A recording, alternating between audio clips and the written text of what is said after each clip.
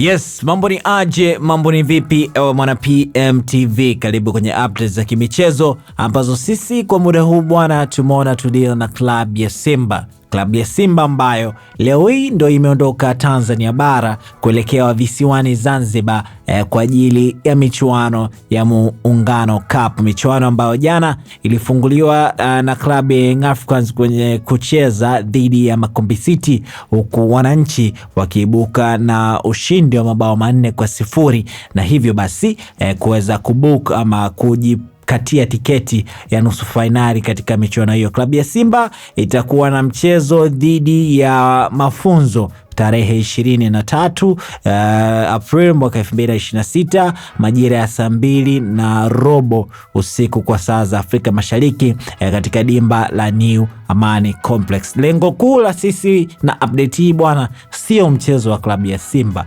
ni watu ambao wamesafiri na kikosi cha Simba kuelekea katika michuano ya Muungano.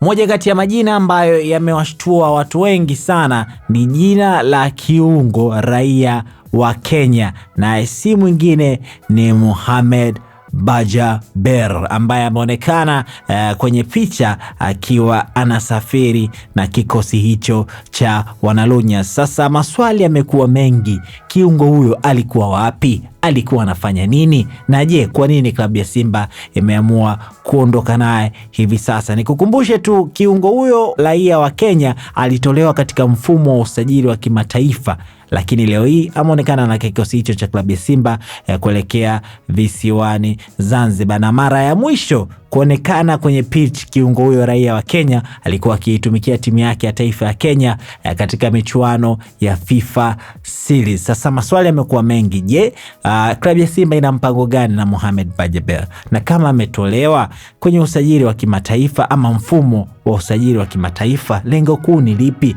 Na kama bado yupo, klabu ya Simba bado ina malengo ya kumtumia Bajaber ambaye ni kama majeraha ndo alimkosesha nafasi ya yeye kuweza kuitumikia klabu hiyo, lakini kwa muda mchache ambao alipewa alifanikiwa kufunga baadhi ya mabao katika timu hiyo, akifunga kwenye michuano huko visiwani Zanzibar, lakini pia akifunga kwenye mechi ya ligi kuu Tanzania bara katika mechi iliyopigwa huko katika dimba la Meja General Isa Muyo. Sasa wewe pia una nafasi ya kuweza kuacha komenti yako hapa kwamba ni nini ambacho unahisi kinaendelea kuhusiana na Mohamed Bajaber, na ana nafasi ya kuendelea kuitumikia klabu ya Simba ama wakati wake umeshakwisha na kinachobakia ni kumalizia tu mkataba na pengine ili klabu ya Simba iweze kuachana naye, au unahisi anaweza kutumika msimu ujao ndani ya kikosi cha Wanalunya? Nafasi unayo kwa kuacha komenti yako baada ya kutizama video hii, lakini wakati unafanya hivyo usisahau kwamba kampuni ya ubashiri ni moja tu,